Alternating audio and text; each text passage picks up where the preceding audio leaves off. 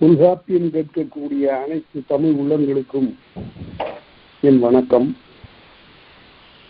தொல்காப்பியத்தில் பொருளதிகாரத்தில் மூன்றாவதாக அமைந்த களவியல் பற்றி நாம் பார்த்துக் கொண்டிருக்கின்றோம். ஒருவரும் ஒருத்தியும் அடுப்பாரும் கொடுப்பாரும் இல்லாமல், அதாவது நீங்கள் சந்தித்துக் கொள்ளுங்கள் என்றோ, நீங்கள் ஒருவரை ஒருவர் பார்த்து பேசி திருமணம் செய்து கொள்ள வேண்டும் என்றோ யாராலும் ஏற்பாடு செய்யப்படாமல், ஒருவரை ஒருவர் அவரவர்களே கூட திட்டமிடாமல் சந்தித்துக் கொள்ளுகின்ற அந்த சந்திப்புக்கு பெயர் இயற்கை புணர்ச்சி என்று நாம் பார்த்தோம். அதற்கு இன்னொரு பெயர் தெய்வ புணர்ச்சி என்று. அந்த இயற்கை புணர்ச்சி முன்னூறு புணர்ச்சி என்றும் சொல்லப்படும். இந்த இயற்கை புணர்ச்சி எப்படி நிகழ்கிறது என்றால், சாட்சி இதற்கு துணை காரணம். அதை நாம் மறந்து விடக்கூடாது. கல்வி இலக்கிய கொள்கையே அதுதான். இன்றைக்கு அந்த கொள்கை இல்லாததுனால இன்றைக்கு இருக்கிற காதல் வேறு வண்ணமாக இருக்கிறது. ஒருவரை ஒருவர் கண்டு காதல் கொள்வது என்பது இக்காலத்து காதல் வேறு, சங்க காலத்து காதல் வேறு. சங்ககாலத்து களவு என்பது சாட்சி அதற்கு துணை காரணம், ஊழ் என்பது அதற்கு முதற் காரணம். இன்ன நாளில் இன்ன பக்குவத்து இன்ன இடத்து இவர்கள் சந்தித்துக் கொள்ள வேண்டும் என்பது முன்னரே அமைந்து கிடந்தது. அதற்கு பிறகு காட்சி அதற்கு துணை செய்தது என்று பார்த்தோம். அப்படி ஒருவரை ஒருவர் கண்டு அவருடைய உள்ளம் ஒன்றுகின்ற அந்த காலத்தில் அந்த காதல் உணர்வின் வெளிப்பாட்டை 98வது நூற்பாவில மிக அழகாக சொல்லியிருக்கிறார். வேட்கை, ஒருதலை உள்ளுதல், நெளிதல், ஆக்கம் செப்பல், நாணுவரை இறத்தல், நோக்குவ எல்லாம் அவையே போரல், மறத்தல், மயக்கம், சாக்காடு. இதனை 10 வகையான துன்பங்கள், அதாவது இன்ப துன்பம். இதெல்லாம் இன்பத்தின்பால் ஏற்பட்ட துன்பங்கள். சற்று அவளை பிரிய நேரிடுமானால், அல்லது அவருடைய உறவு தனக்கு கிடைக்காமல் போகுமோ என்ற அச்சம் தோன்றுந்தால் இவையெல்லாம் தோன்றும். இந்த நூற்பா மிக மிக இன்றியமையாதது. இந்த நூற்பாவை பின்னாலே கொண்டு வந்து பொருத்தாததனுடைய காரணமாக ஆசிரியர் இளம்பூரனாரும் ஆசிரியர் நச்சினார் கிரியராரும் வேறு வகையான உரை கண்டு விட்டார்கள். அந்த உரை பொருந்துவதாக இல்லை. அதைத்தான்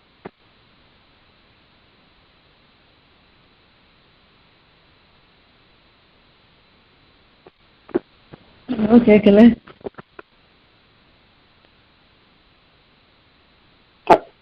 ஐயா நீங்க கட் ஆயிட்டாங்க ஐயா. நான் மறுபடியும் இணைக்கிறேங்க. ஆமாங்க, நான் மறுபடியும் இணைக்கிறேங்க.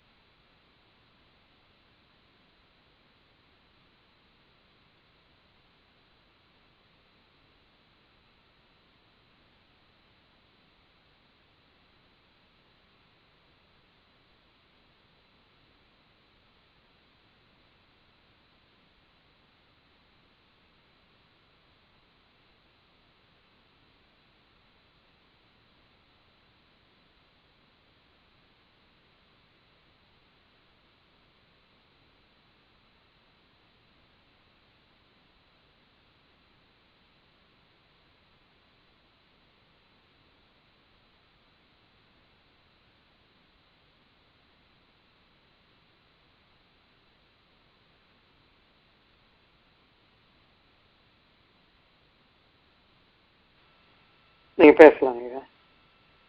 சரி. ஆக ஒருவரை ஒருவர் சந்தித்துக் கொள்ளுகின்ற, முதன்முறையாக சந்தித்துக் கொள்ளுகின்ற, எந்த வகையான திட்டமிடுதலும் இல்லாமல் சந்தித்துக் கொள்ளுகின்ற அந்த சந்திப்புக்கு பெயர் இயற்கை புணர்ச்சி என்று பார்த்தோம். அந்த இயற்கை புணர்ச்சி உண்டாக்கக்கூடிய, அதற்கு பிறகு உண்டாகக்கூடிய 10 வகையான துன்பங்களை பற்றி 98வது நூற்பாவில் பார்த்தோம். அவற்றைத்தான் நாம் வாய்பாடாக கொண்டு 102வது நூற்பாவிலிருந்து செய்திகளை பார்க்க வேண்டும். ஆனால் அப்படி பார்க்காமல் இளம்பூர்ணரும் நச்சினார்க்கினியரும் வேறு வகையாக உரை செய்தது என்பது தமிழ் நெறிக்கும் தொல்காப்பிய நெறிக்கும் ஒத்ததாக அமையவில்லை. தொல்காப்பியத்தை இப்படி படிக்கணும், இல்லாவிட்டா தன்னை மூடிக்கொண்டு உரையாசிரியர்கள் சொன்னதே உரை என்று நாம் எல்லா இடங்களிலும் எடுத்துக்கொள்ள முடியவில்லை. சரி, இப்ப அந்த இடத்தை பார்ப்போம். பாங்கன் நிமித்தம் 12 என்ப, இது 102வது நூற்பா. 101 வரையில சென்ற வகுப்புல பார்த்திருக்கிறோம். இப்ப பாங்கன் நிமித்தம் 12 என்ப, இந்த காதலுக்கு உதவி செய்வதில் தலைவனுக்கு துணையாக இருப்பவனுக்கு பெயர் பாங்கன். பாங்கு என்றால் பக்கம். தலைவனுக்கு பக்கமாக இருப்பவன் தலைவன், தோழன், அவனை பாங்கன் என்று சொல்லுவது அக இலக்கிய மரபு. அதே போல தலைவிக்கு உடனாக இருந்து எல்லா வகையாலும் துணை செய்தவள் ஒருத்தி, அவளுக்கு பெயர் தோழி. இயற்கை புணர்ச்சி நிகழும், அதற்கு பிறகு நிகழக்கூடிய புணர்ச்சிகள் எல்லாம், சந்திப்புகள் எல்லாம் இடந்தரைப்பாடு எனப்படும். ஒரு இடத்தை குறித்து கொண்டு அதற்கு பிறகு பாங்கனுடைய உதவியால் அல்லது தோழியினுடைய உதவியால் சந்தித்துக் கொள்ளுகின்ற சந்திப்புகள் எல்லாம் இடந்தலைப்பாடு என்று சொல்லப்படும். பாங்கன் நிமித்தம் 12 என்ப, பாங்கன் துணையாக கூடுகின்ற கூட்டம் 12 என்று சொல்லுவர். என்ன 12? அங்கதான் நமக்கு பெரிய சிக்கல். அதாவது அவர் என்ன சொன்னாரு, பாங்கன் நிமித்தம் 12ன்னு சொல்லிட்டாரு. தொல்காப்பியர் எவை 12 என்று அவர் சொல்லல, சொல்லாமல்ல சொல்லியிருக்கிறாரு. நாம அதை சரியாக உணராமல், உரையாசிரியர்கள் சரியாக உணராமல் என்ன செய்துவிட்டார்கள் என்றால், வைதிக சமயத்தவர்கள் திருமணத்தை பல வகையாக பிரித்து சொன்னார்கள் அல்லவா. பிரம்மம், பிரசாபத்தியம், ஆரிடம், தெய்வம், காந்தர்வம் என்று அந்த வைதிக சமயத்தார் சொன்ன மனநெறிகளை கொண்டு வந்து இங்கே புகுத்தி உரை கண்டார்கள். ஆசிரியர் இளம்பூரணரும் ஆசிரியர் நச்சினார்க்கினியரும். 12 மெய்ப்பாடுகள் நிகழும். பாங்கன் நிமித்தம், பாங்கனால் கூட்டப்பெறுகின்ற கூட்டம், அந்த கூட்டத்தில் 12 மெய்ப்பாடுகள் தோன்றும். அவற்றைன்னு சொல்ல வேண்டியதில்லை, அது மெய்ப்பாடுன்னு சொல்லலாம். 12 மெய்ப்பாடுகள் தோன்றும். என் வகை மனம் என்று நாம பார்த்தோம். பிரம்மம், பிரசாபத்தியம், ஆரிடம், தெய்வம், காந்தர்வம், அதற்கு பிறகு அசுரம், ராக்கதம், பைசாசம். இந்த 8 வகையான மனத்தை கொண்டு வந்து இங்க பொருத்தினாங்க. இதுல பாங்கனால் கூடப்படுகின்ற கூட்டத்தில் ஏற்படுகின்ற மெய்ப்பாடுகள்ல அந்த 12 மெய்ப்பாடுகள் நிகழும். அவை எப்படி? சாட்சி, ஐயம், தெளிதல் என்பது கைக்கிளையினர். அடுத்த நூற்பாடு சொல்ல பாருங்க. முன்னைய 3ம் கைக்கிளை குறிப்பே, பாங்கன் நிமித்தம் 12 ஆகும். அவற்றுள் முதல் 3ம் கைக்கிளை குறிப்புடையன அப்படின்னு சொன்னதற்கு முன்னைய 3ம் கைக்கிளை குறிப்புடையன. முன்னைய 3ம் என்ன அப்படிங்கிறதுக்கு அவரு உரை எழுதினாரு. அந்த வடநூல் முறைகளை கொண்டு உரை எழுதிட்டாங்க. அவ்வாறு எழுதாமல் இயல்பாக எழுதுவதற்குரிய வழியை நாம பார்க்கணும். முன்னைய 3ம் கைக்கிளை குறிப்பே, பின்னர் 4ம் பெருந்திணை பெறுமே. அதற்கு பிறகு இந்த 3 நூற்பாவையும் சேர்த்து பார்க்கணும். முன்னைய 3ம் கைக்கிளை குறிப்பே, பின்னர் 4ம் பெருந்திணை பெறுமே. அடுத்தது முதலீடு புணர்ந்த யாழோர் மேல தவலனும் சிறப்பின் ஐநிலம் பெருமே அப்படிங்கிறதுல உடுப்பா காட்சி ஐயம் இப்படி உரை கண்டிருக்கணும். எப்படி உரை கண்டிருக்குங்கிறத பின்னாடி பார்ப்போம். முதல்ல இந்த நூற்பாவுக்கு இளம்பூரணர் சொல்லக்கூடிய உரையை நாம பார்க்கணும். முன்னைய மூன்றும் கைக்கிளை குறித்து அப்படிங்கிறதுக்கு அவரு 8 வகை திருமணங்களில் முன்னேவாகிய அசுரம், ராக்கதம், பைசாசம் ஆகிய 3ம் கைக்கிளையும் பார்ப்படும் அப்படின்னு எழுதினார். அசுரம், ராக்கதம், பைசாசம் என்ற 3ஆக முன்னே 3ங்கிறதுக்கு இந்த 3 அவ்வாறு உரை எழுதுகிறார். முன்னைய 3ம் கைக்கிளை குறிப்பே. இப்படி எழுதாம என்ன செய்யலாம்னா நச்சினார்க்கணியரும் இப்படிதான் எழுதுறாரு. இதுக்கு எதுக்கு வடநூல் மனநெறிகளை கொண்டு வந்து இங்க புகுத்துவான? அங்க வேட்கை, ஒருதலை உள்ளுதல், வெளிதல், ஆக்கம் செப்பல் என்று சொல்லி வரக்கூடிய 12 மெய்ப்பாடுகளை சொல்றாருல, அதுல 3 முதல்ல எடுத்துக்கணும். அது என்ன? காட்சி, ஐயம், தெளிதல். ஒருவரை ஒருவர் சந்தித்துக் கொண்ட உடனே இந்த முன்னைய 3ம் நிகழும். காட்சி, ஐயம், தெளிதல். காட்சி ஒருவருக்கு ஒருவர் கண்டுகொள்ளுதல். ஐயம் இது நில உலகத்து பெண் தானா என்று இவன் ஐயப்படுதலும், அவள் இவர் மண்ணுலகத்தை சார்ந்தவர் தானா என்று அவள் ஐயப்படுதலும், நம்முடைய நிலத்தை சார்ந்தவர் தானா என்று ஐயப்படுதலும் பிறவும் ஆகிய ஐயங்கள். அதற்கு பிறகு தெளிதல். இல்லை இல்லை, இவர் நம்முடைய காதலுக்கு ஒத்தவராகவே இருக்கிறார், இவருக்கு எல்லா தகுதிகளும் உடைய மாந்தனாகவே அவர் காணப்படுகிறார் என்று அவள் நினைத்தலும், அதே போல இவனும் நம்முடைய காதற்கு உரிய பெண் என்று கருதுதலும் ஆகிய தெளிதல். இந்த 3ம் கைக்கிளை என்று இந்த நூற்பாவுக்கு பொருள் கொள்ளாவிட்டால் நான் தொல்காப்பிய நெறியில் பொருள் கண்டவர்களாக ஆக மாட்டோம். அதை சரியாக நினைவிலே நாம் வைத்துக் கொள்ள வேண்டும். அவர்கள் சொல்லுவது போல அசுரம், ராக்கதம், பைசாசம் இந்த 3லையும் ஒரு ஆடவன் வலிந்து ஒரு பெண்ணை பற்றி அவளோடு சேர்ந்து இன்புறுதலை பற்றி எல்லாம் பேசுவது இந்த அசுரம், ராக்கதம், பைசாசம். அதெல்லாம் காதல், அவையெல்லாம் காதல் நெறிகள் ஆகா. அவையெல்லாம் வடநூல் மன முறைகள், புராணங்களிலே சொல்லப்படக்கூடிய செய்திகள். அவற்றை கொண்டு வந்து இங்கு பொறுக்க வேண்டிய தேவையில்லை. அது முதல் நூற்பாவில் அவர் என்ன சொன்னார்னு கேட்டா, மறையோர் தேயத்து மன்றல் 8, அந்த 8ல ஒண்ணு கந்தர்வம்னு ஒண்ணு இருக்கு. அந்த கந்தர்வமும் இந்த களவும் ஒரு குடை ஒக்கும். ஒரு 5%, 5 விழுக்காடு. என்ன விழுக்காடு? அவர்கள் ஒருவப்படி செல்லுகின்ற காலத்து, வானத்திடையே செல்லுகின்ற காலத்து ஒருவரை ஒருவர் சந்தித்துக் கொண்டு எங்காவது ஒரு சோலையுங்கள், ஒரு ஆற்றுக்கரைக்கண், ஒரு கடற்கரை மணற்பாங்கர் எங்காவது அவர்கள் ஒன்று கூடுவார்கள். கூடிய பிறகு அவர்கள் திருமணம் செய்து கொள்ள வேண்டும் என்ற கட்டாயம் அவர்களிடத்தில் இல்லை. அவர்கள் பிரிந்து விடுவார்கள். ஒருவேளை மனம் செய்து கொள்ளவும் கூடும். இதைத்தான் நச்சினார்க்கணியன் எழுதினார். கந்தர்வம் என்பது களவோடு முடிந்து விடுவதும் உண்டு, அது கற்பு வரையும் செல்லாது. கற்பு வரையில் செல்லாது நிற்பதும் உண்டு என்று அவர் எழுதியிருக்கிறார். அதனால அதை நினைவில் வச்சுக்கணும். இந்த முன்னைய 3ம் என்பதற்கு இப்படி உரை காண வேண்டும். காட்சி, ஐயம், தெளிதல். அதற்கு பிறகு அடுத்தபடி பின்னர் 4ம் பெருந்திணை பெருமே. பின்னர் 4ம் நோக்குவையெல்லாம் அவையே போறல். அதிலிருந்து தொடங்கி 4 நோக்குவையெல்லாம் அவையே போறல், மறத்தல், மயக்கம், சாக்காடு என்று 98வது நூற்பாவில் சொல்லி இருக்கக்கூடிய 4 இங்கு பெருந்திணைக்கு எடுத்துக்கொள்ள வேண்டும். எதை பார்த்தாலும் அப்படியே காதலனாகவே இவளுக்கு தெரிகிறது. யாரை பார்த்தாலும் இப்படியே ஒரு கம்பத்தை பார்த்தா கூட, ஒரு கோலை பார்த்தாலும் கூட, ஒரு நிழலை பார்த்தாலும் கூட காதலனுக்கு அவளாகவே தோன்றுகின்றன. இதைத்தான் நோக்குவையெல்லாம் அவையே போறல்.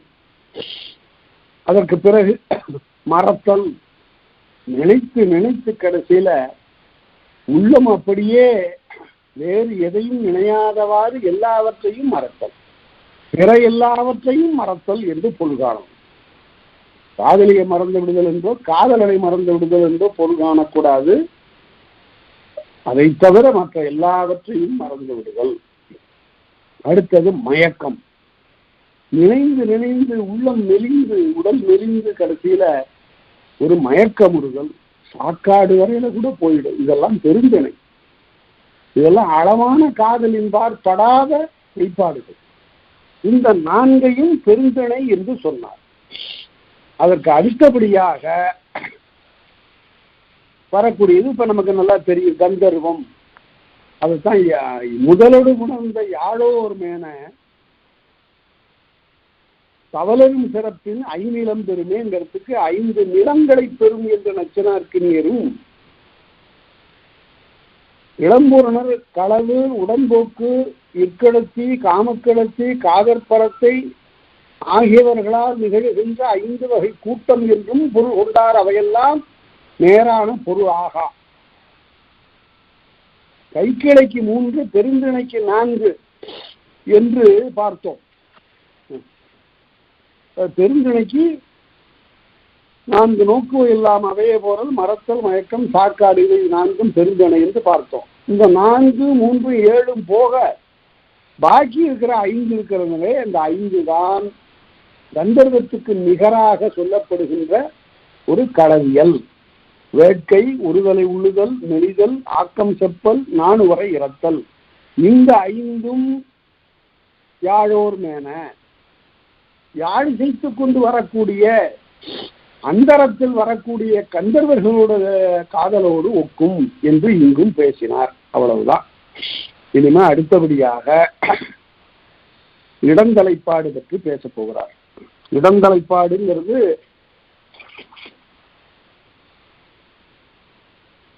பாங்கனாலும் தோழியாலும் ஏற்பாடு செய்யப்படுகின்ற ஓர் இடத்தின்கள். அதாவது இது வீட்டின் தலைவியினுடைய வீட்டுக்கு அண்மையில் இருக்கும். இந்த இடத்துல அவர்கள் ஏன் அண்மையில் இருக்கணும்னு சொல்லணும் தலைவிக்கு என்றால், தலைவி சொல்லின் அவளறிகளதி தோழிக்காயும் நிலம் பெயர்ந்து உரையாதுன்னு சொல்றான். தலைவி அந்த நிலத்தை விட்டு அப்பால போகுதில்லை. அவர் மிக குறுகிய எல்லையிலே வைத்து வளர்க்கப்படுகிறார். அந்த நிலையிலே அவருடைய வீட்டுக்கு பக்கத்தில் எங்காவது ஒரு சோலையில், ஒரு பொதும்பரி அல்லது ஒரு ஆற்றங்கரையில் அல்லது ஒரு மலையடி பக்கத்தில் ஏதாவது ஒரு இடத்தில் பகலிலோ இரவிலோ இந்த சந்திப்பு நிகழும். அதைத்தான் இடந்தலைப்பாடு என்று சொல்லுவது வழக்கம். இப்ப தலைமகனுடைய கூற்றை பார்க்க போகிறோம்.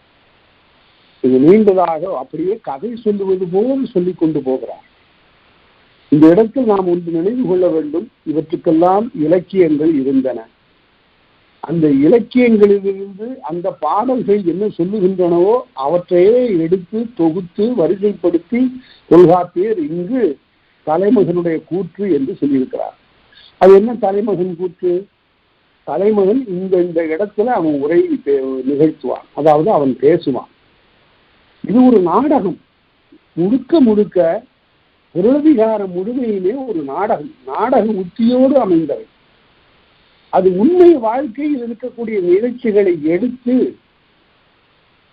மிகுதியான கற்பனையின்றி அழகான ஓமைகளோடு பாடல்களாக ஆக்கி கொடுத்திருக்கிறார்கள் முன்னோர்கள். அந்த பாடல்களுடைய சாரம்தான் இங்கே அகத்தனை துறைகளாக கூற்றுகளாக சொல்லப்படுகின்றன. முதல்ல தலைமகன் சொல்லுகிறான், 2 வகை குறி பிழைப்பாகிய இடத்தும் 2 வகையான குறியிடங்கள் உண்டு. ஒன்று சந்தித்துக் கொள்கின்ற இடத்திற்கு பேர் குறியிடம். ஒன்று பகற்குறி, இன்னொன்று இரவு குறி. பகலையும் சந்தித்துக் கொள்ளலாம், இரவிலையும் சந்தித்துக் கொள்ளலாம். 2 வகை குறி பிழைப்பாகிய இடத்தும் தலைவன் சரி மாலையில இரவு 7 மணிக்கு வர சொன்னா இந்த இடத்திற்கு நான் வருகிறேன் என்று தலைவன் வந்தான். ஆனால் தலைவி வரவில்லை. அந்த நேரத்துல தலைமகன் சொல்லுவான். யாரிடம் சொல்லுவான்? பாங்கனிடம் சொல்லலாம் அல்லது தன் மனத்துக்கே சொல்லிக் கொள்ளலாம். 2 வகை குறி பிழைப்பாகிய இடத்தும். அடுத்தது தானா வகையில் பொழுது நனி இகப்பினும். நேரம் போய்கொண்டே இருக்கிறது. பொழுது நனி இகப்பினும். இகத்தல் என்றால் நீந்துதல். காலம் போய்கொண்டே இருக்கிறது, என்ன செய்வது என்று ஒரு கலக்கத்தோடு இருக்கக்கூடிய நிலை. இரண்டாவது கூற்று, காணா வகையில் பொழுது நனி இகப்பினும். ஐன்ஸ்டீன் ரொம்ப அழகா சொல்லுவாரு, இந்த காலம் நேரம் மணி எல்லாம் எல்லாருக்கும் ஒன்று போல இல்லை. காதலனும் காதலியும் பூங்காவிலே சந்தித்து பேசிக் கொண்டிருந்தார்கள். அவர்கள் மாலையில சந்தித்தார்கள். பொழுது போய்கொண்டே இருந்தது. எவ்வளவு நேரம் பேசினார்கள் என்பது அவர்களுக்கே தெரியல. ஆகா, இவ்வளவு நேரம் ஆகிவிட்டதா என்ற ஒரு உணர்வு. அப்போதுதான் இவ்வளவு நேரமாக நாம் பேசி இருக்கிறோம் என்று. அவர்களை பொறுத்தவரையில் 3 மணி நேரம் பேசியிருந்தால் அது 3 மணித்துளிக்கு சமம். அதே சமயத்தில் அதே காதலர்கள் பிரிந்திருக்கின்ற போது 1 மணி நேரம் என்பது ஓர் ஊழி. அதனால நேரம் எல்லாருக்கும் ஒன்று போல இல்லை. ஐன்ஸ்டீன் சொல்லுகிறார், அடுப்புக்கிடையிலே கிடந்து நலிகின்ற ஒரு பெண், அவளுக்கு நேரம் வேற வருமாறு. அதே போல இன்ப சுற்றுலா செல்லக்கூடிய ஒருவனுக்கு வருகின்ற நேர போக்கு வேறு வகையானது. அதைத்தான் சொல்லுகிறார். தலைவியை காணா வகையில் பொழுது நனி இகப்பினும். அடுத்தது 3வது, தான் அகம் புகான். அகம்ங்கிறது இந்த இடத்துல குறியிடம், பகற்குறி இரவு குறிக்காக அமைந்த இடம். தான் அகம் புகான் பெயர்கள் இன்மையின். புகான் பெயர்கள் இன்மைன்னா கண்டிப்பா வந்துருவான், அதுல ஒன்றும் பிழையே இருக்காது. அவன் பெயர்கள் இல்லாதவன் கண்டிப்பாக அங்கே புகுவான். புகான்மை என்றால் புகாமை அவனிடத்து நிகழாது, அவன் உறுதியாக வந்து விடுவான். வந்தால் காட்சி ஆசையில் களம்புக்கு கலங்கி காண வேண்டும் என்ற ஆசையோடு வந்து அந்த களத்திலே இருந்து வேட்கையின் மயங்கி கையெறு பொழுதினும், ஐயோ நான் என்ன செய்வேன், என்ன ஆயிற்றோ தெரியலையே, வரலையே என்று அந்த இடத்திலும் அவன் பேசுவான். அதாவது இத அருமையாக நாடகத்துல வைத்து பாருங்கள். தலைவனும் பேசுகிறான், பாங்கனிடம் பேசுகிறான். என்ன பேசுவான், ஏது பேசுவான், எப்போது பேசுவான் என்பனையெல்லாம் இந்த வரையறையாக வருகின்றன. இந்த வரையறைகள்லாம் தொல்காப்பியர் தன்னுடைய மனப்போக்கில் எழுதல, முன்பு இருந்த அக இலக்கியங்களிலிருந்து எடுத்து எழுதுகிறார். குறியிடம் புகத் தவறாதவன் ஆதலால் அவன் காட்சி ஆசைகளை உள்ளம் கலங்கி சொல்லுகிறான். அருமையான இதுக்கு ஒரு நிகழ்ச்சி வேண்டும் என்றால், இந்த உத்தம புத்திரன் ஒரு படம் வந்தது. அந்த உத்தம புத்திரன் ஒரு காலத்துல பி.யு. சின்னப்பா நடித்தார். ஒரு பெரிய அருமையான கலைஞர்.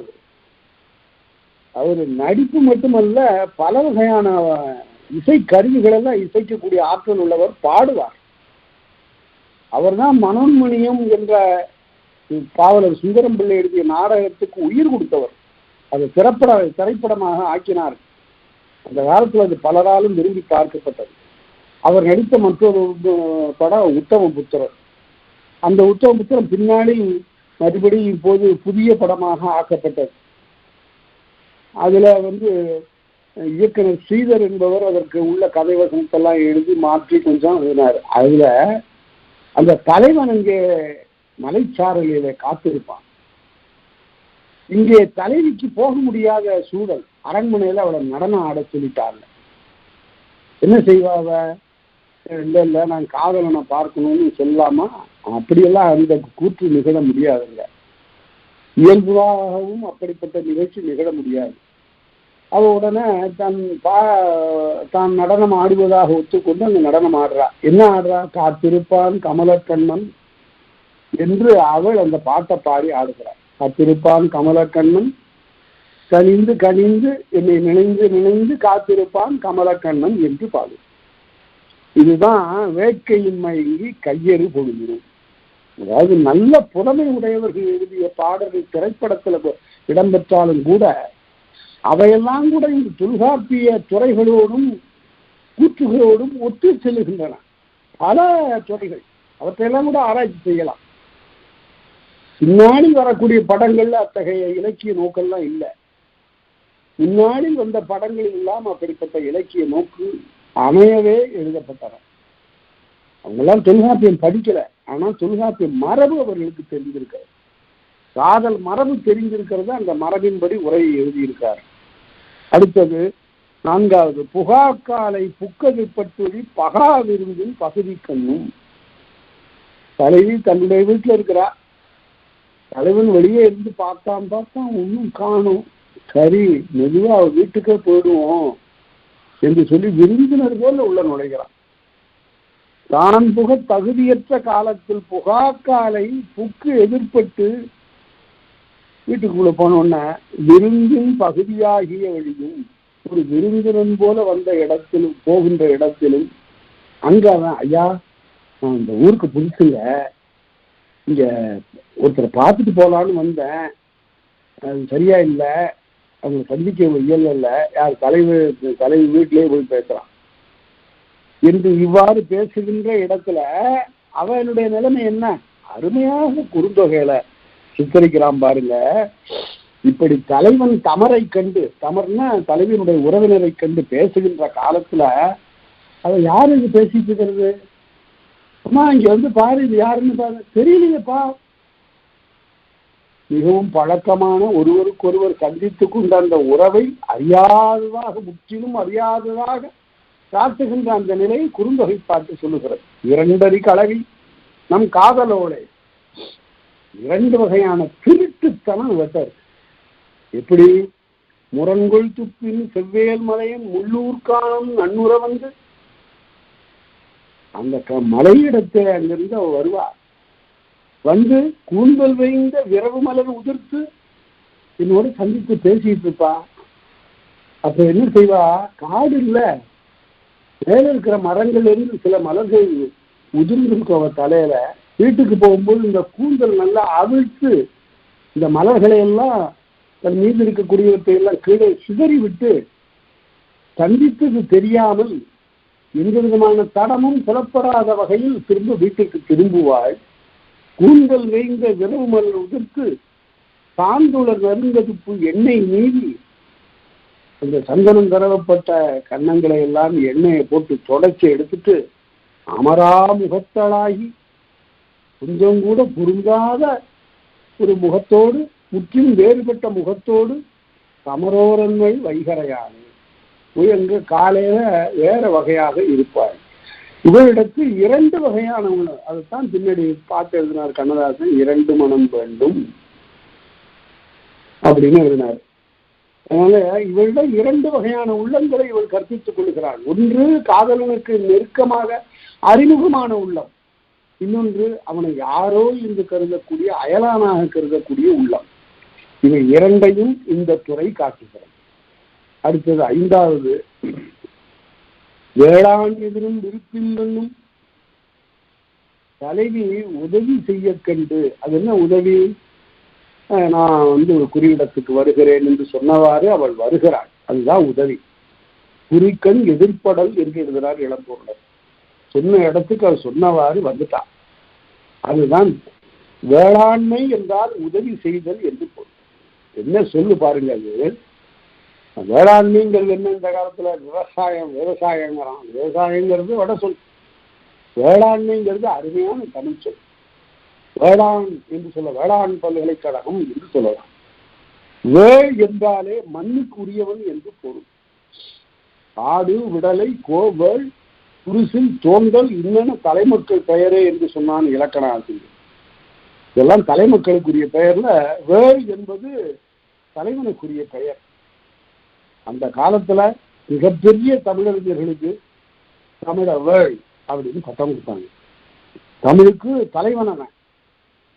கரந்தை தமிழ்ச்சங்கத்தை தோற்றுவித்த ஒரு பெரியவருக்கு பெயர் தமிழவேள் உமாமகேஸ்வரனார். அவர் அந்த காலத்துல அந்த தமிழ்ச்சங்கத்தை தோற்றுவிக்கலைன்னா இந்த பகுதியிலெல்லாம் மிகப்பெரிய அறிஞர்கள் தோன்றியிருக்க வாய்ப்பு இல்லை.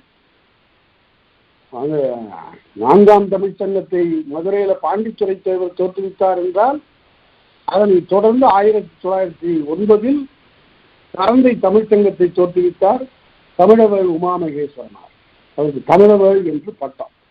வேள் என்றால் தலைவன் என்று பொருள், மண்ணுக்குரியவன் என்று பொருள். வேளாண்மை என்றால் உதவி செய்தல் என்று பொருள். அதனால வேளாண் எதிரும் விருப்பின் கண்ணும். தலைவி உதவி செய்ய கண்டு அதனை விருப்போடு ஏற்று அவளை சந்தித்தல் ஐந்தாவது. அடுத்தது தாளான் எதிரும் பிரிவினானும்.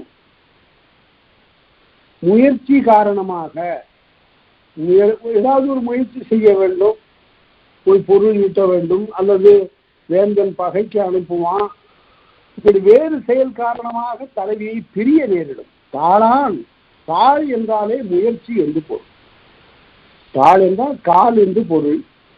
பெரும்பாலான வினைகள் காலால் செய்யப்படுவன ஆதலின் தாளாண்மை என்றால் முயற்சி என்று பொருள். முயற்சிக்கு காரணமாக எதிர்கின்ற பிரிவினானும். சிறு பிரிவு, இந்த பிரிவுக்கு பெயர் அன்னைக்கால பிரிவு. இந்த பிரிவுக்கு பெயர் ஒரு வழி தனத்தல். தனத்தல் என்று சொல்ல வேண்டும். தன்னகரம் ஒரு வழி தனத்தல், சிறிது காலத்திற்கு பிரிதல் என்று பொருள்.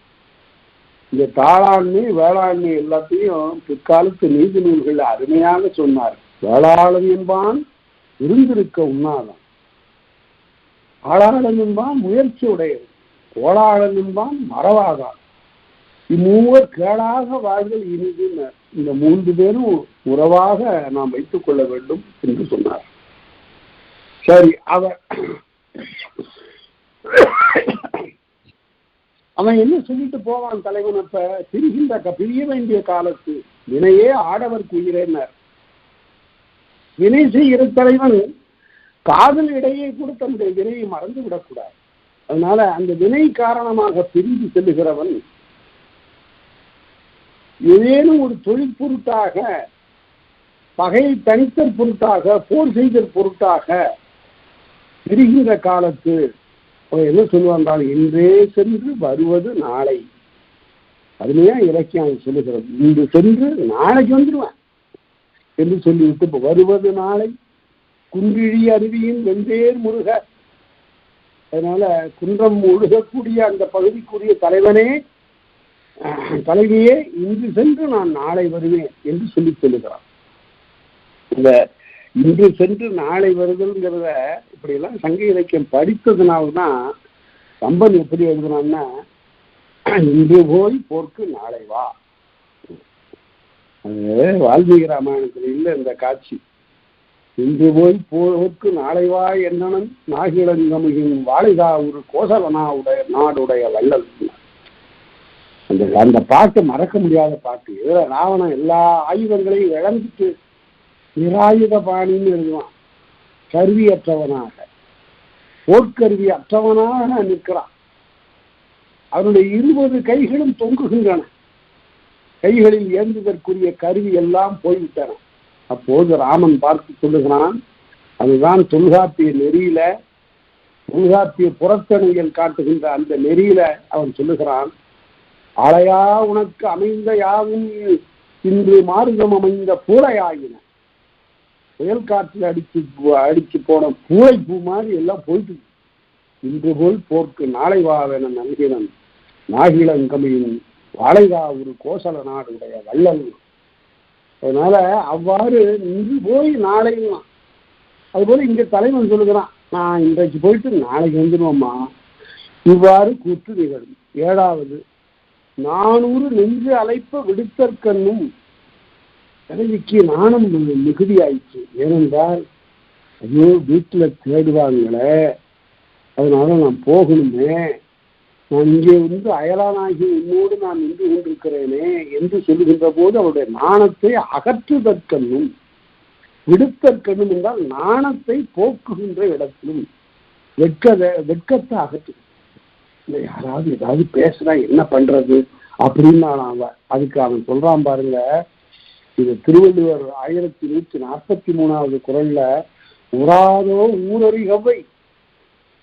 இது ஊராரெல்லாம் அலர் பேசுவார்களே என்றா, பேசிட்டுமா, பேசினா நல்லதுதான். பெறாதோ பெற்றோர்கள் நீக்கு.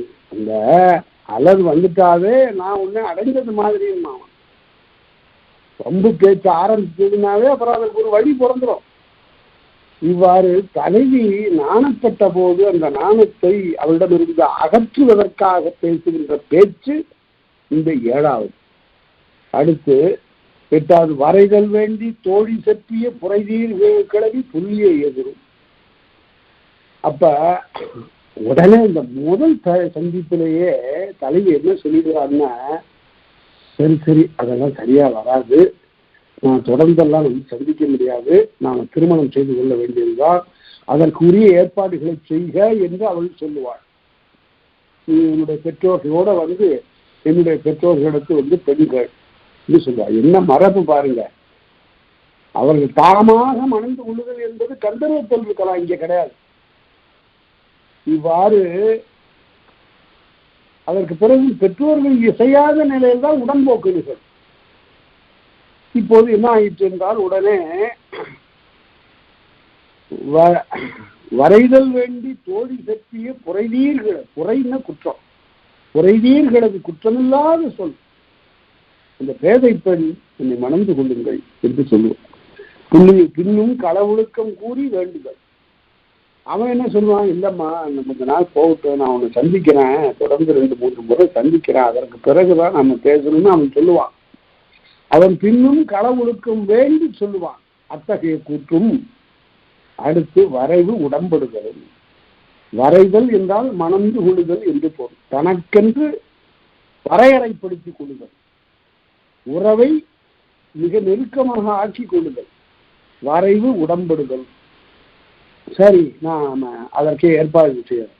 ஆங்கதம் புறத்தும், அதற்கு பிறகு அந்த வரைவு நிகழ்ச்சி நிகழ்கின்ற காலத்திலும் குறைபட வந்த மறுத்தலோடு, சில சமயங்கள்ல அதெல்லாம் இல்லை அப்படின்னு சொல்லி அங்க அவனுடைய பெற்றோர்கள் இவனுக்கு இசையாத நிலையில குறைபட வந்த மறுத்தலோடு, இங்க பாருப்பா, இந்த பக்கத்துல எல்லாம் வந்து நீ பெண் பார்க்காத, உனக்கு உரிய பெண் இங்கெல்லாம் இல்லை என்று மறுத்து விடுகிறார். அவள் மீனறி பரதவர் மகள், அவள் வந்து கடல் சேர்ப்பனுடைய மகள், கடலில் மீன் பிடிக்கக்கூடிய ஒருவனுடைய மகள்.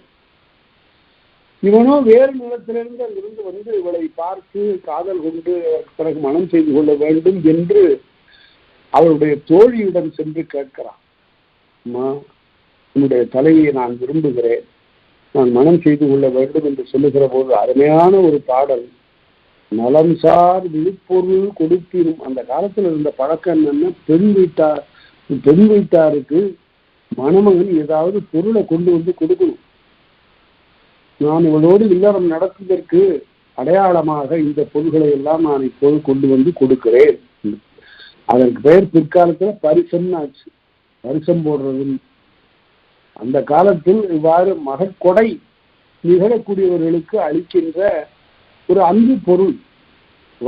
நலம்சால் விழுப்பொருள் களம் நிறை கொடுப்பினும், கலங்கலமா கொண்டு வந்து நீ கொடுத்தாலும், பெறலரின் குறைகளாயின் அறம் தெரிந்து நாமுறை தேன் மறுபெயர்ந்து அவனோடு இருநீர் சேர்த்தின் உப்பொடு உடந்தும்.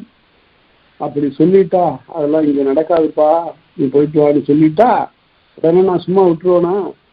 நான் போய் அந்த மீன் பிடிக்கக்கூடிய அந்த தலைவனோட சேர்ந்து நான் அவனுக்கு உதவி செய்வேன், அவனுடைய படகை தள்ளி விடுவேன், அவனோட உட்கார்ந்து மீன் பிடிப்பேன். இருநீர் சேர்ப்பின் உட்புகுந்து உழுதும் பெருநீர் குட்டம் புனையோடு புக்கும் வெப்பத்தோடு அவனோட போய் பாப்பா, நீ வந்ததுலேருந்து எனக்கு ரொம்ப தொடையா இருக்கிற அப்படின்னு அந்த தந்தை சொல்லணும். அடுத்தனம் பணிந்தனம் அடுத்தனம், என்ன சொற்கள் பாருங்க.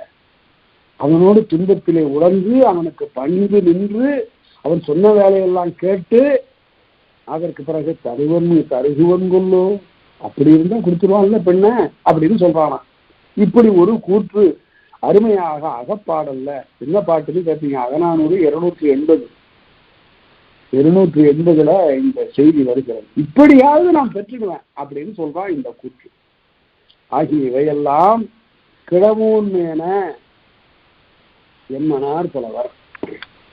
அதனால இவையெல்லாம் தலைமகனுடைய கூற்று நிகழக்கூடிய இடங்கள். அடுத்து காமத்தனையில் கண்ணின்று வரும் நானும் மடனும் பெண்மை ஆகலில் குறிப்பினும் இடத்தினும் அல்லது வேட்கை நெறிப்படவாரா அவள் வையினான.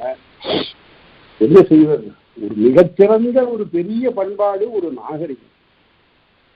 இந்த நாகரிகத்தில் ஒவ்வொரு ஆணையும் பெண்ணையும் எப்படி அவர்கள் வாழ்ந்தார்கள் என்பதை சித்தரித்து காட்டுகிறான் இலக்கண புலவர். தொல்காப்பியனை வெறும் ஒரு இலக்கண ஆசிரியன் என்று மட்டும் கொள்ளக்கூடாது.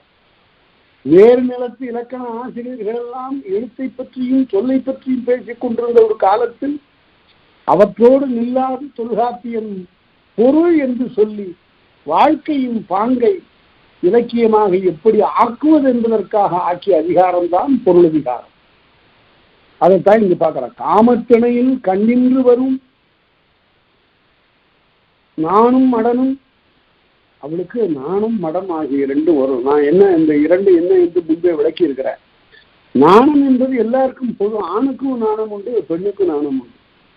அதேபோல அச்சம் என்பது ஆணுக்கும் உண்டு, பெண்ணுக்கும் உண்டு. ஆனால் மடம் பயிர்ப்பு ஆகிய இந்த இரண்டும் பெண்ணுக்கே உரியன. இப்ப அதை பார்ப்போம். நானும் மடமும் பெண்மை ஆகல். இந்த நாணம் மடம் ஆகிய ரெண்டும் பெண்களுக்குரிய பண்புகள் ஆதலால் குறிப்பினும் இடத்தினும் அல்லது வேட்கை நெறிப்பட வாரா அவள் எழுதினான். அந்த வேட்கை வெளிப்பட வாரா. இதாப்பா நான் உன்னை காதலிக்கிறேன், என்னைக்கு வச்சுக்கலாம் திருமணம் அப்படின்னு எல்லாம் அவள் பேசுறது இல்லை.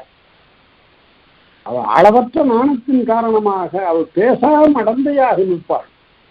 ஓரிரண்டு சொற்களே பேசக்கூடியவளாக இருப்பாள். இந்த சிம்மொழி அறிவைன்னு நம்ம இலக்கியத்துல வரும்.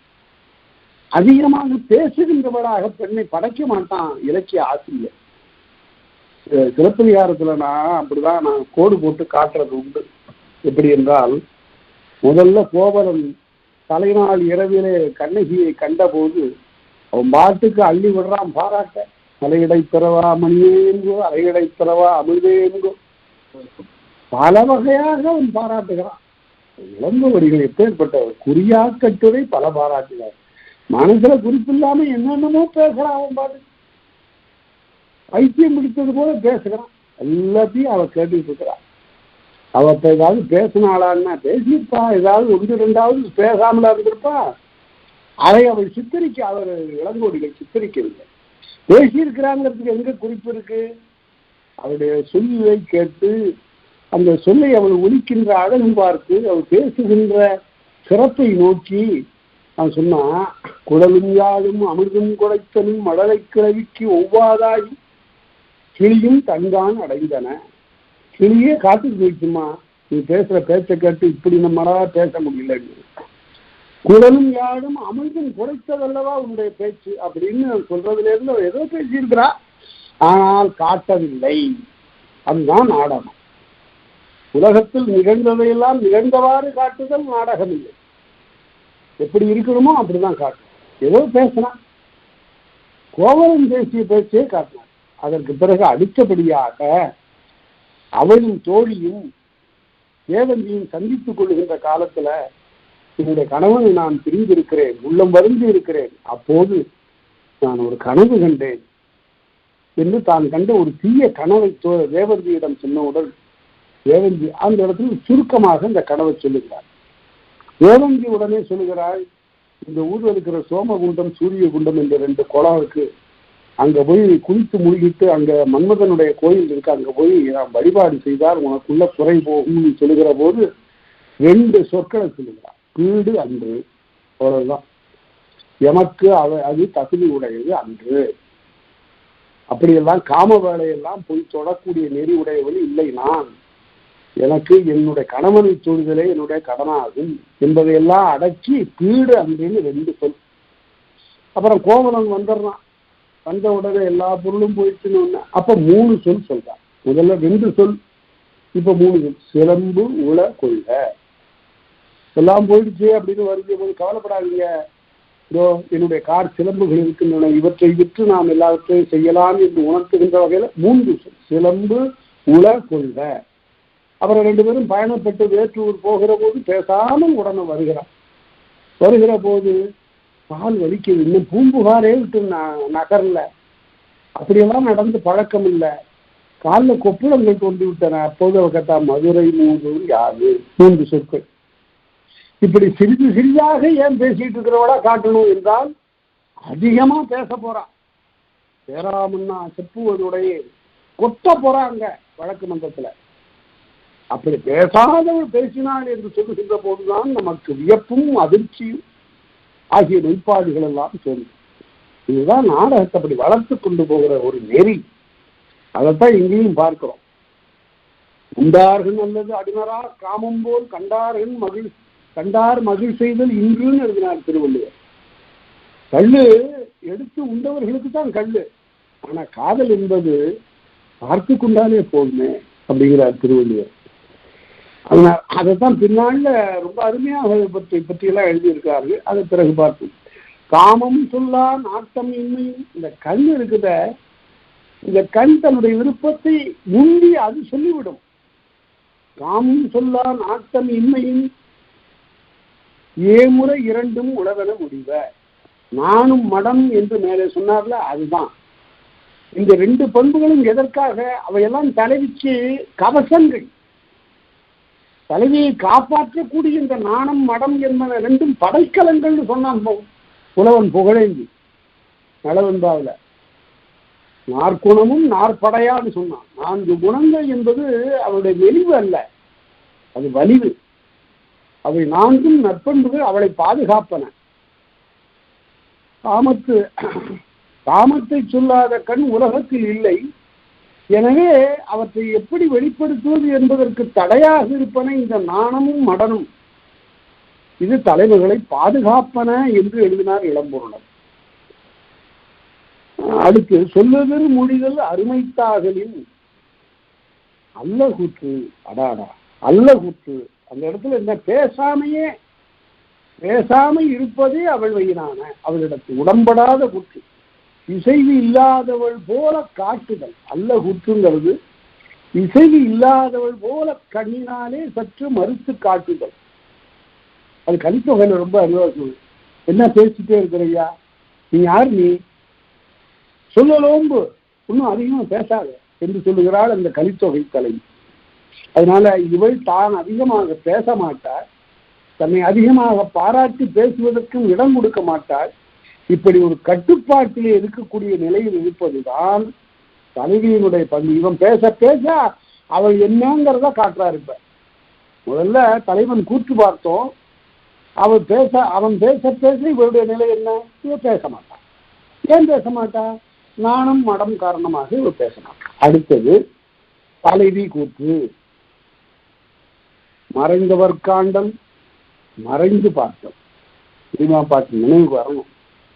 மறைந்திருந்து பார்க்கும் மர்மம் என்னன்னா, அதாவது அங்க தலைவன் மறைந்திருந்து பார்க்கிறான், இங்க நம்முடைய இலக்கியத்துல தலைவி மறைந்திருந்து பார்க்கிறான்.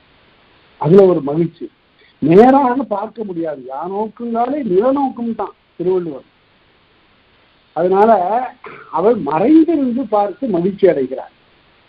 அவள் காணாமல் காணுதல்.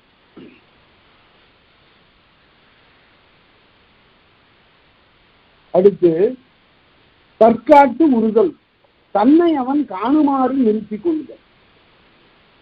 அவனுடைய பார்வையில படுகின்ற வகையில அவள் நிற்றல். அடுத்தது நிறைந்த காதலின் சொல்லுதல் மழுங்குதல். அதாவது எதிர்மொழி கூறாமல் அப்படியே நிற்றல். இந்த 3ம் கூற்று நிகழாமை. மேல என்ன போட்டிருக்கு? தலைவி கூற்றுன்னு போட்டிருக்கு. ஆனா இந்த 3 இடத்துலையும் அவள் பேச மாட்டாள்ங்கிறத முதல்ல மௌனத்தில இருந்துதான் தொடங்குது.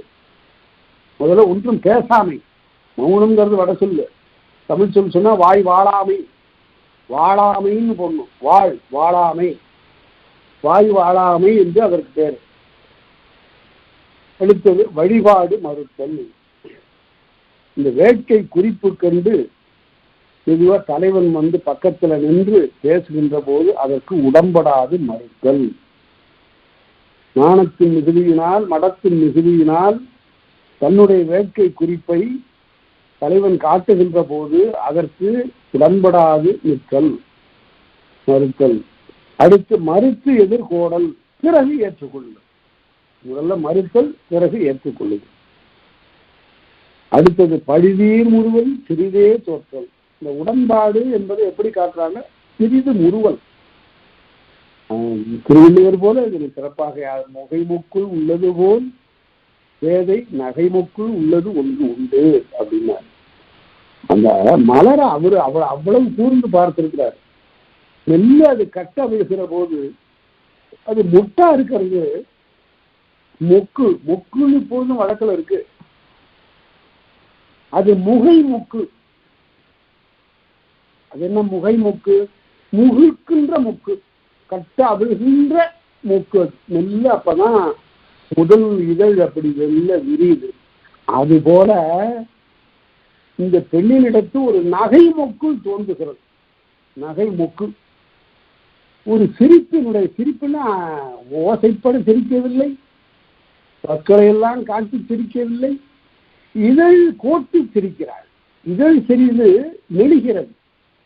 அதுமே கண்ணதாசன் சினிமாவில் எழுதினாரு, எண்ணெயில் எரியும் விளக்கு அது என்னையே அழைக்கும் சிரிப்புன்னா. தீபத்தை ஏற்றி வச்சிங்கன்னா விளக்குல அந்த சுடர் அப்படி வளைஞ்சு எரியும்.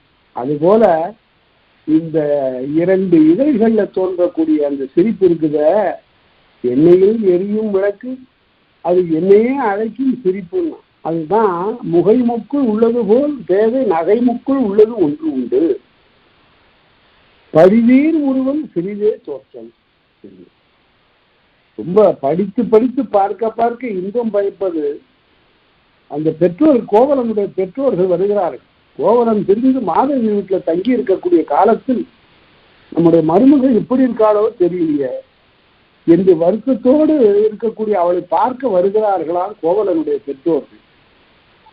மாசாத்துவான் மனைவியும் வருகிறார்.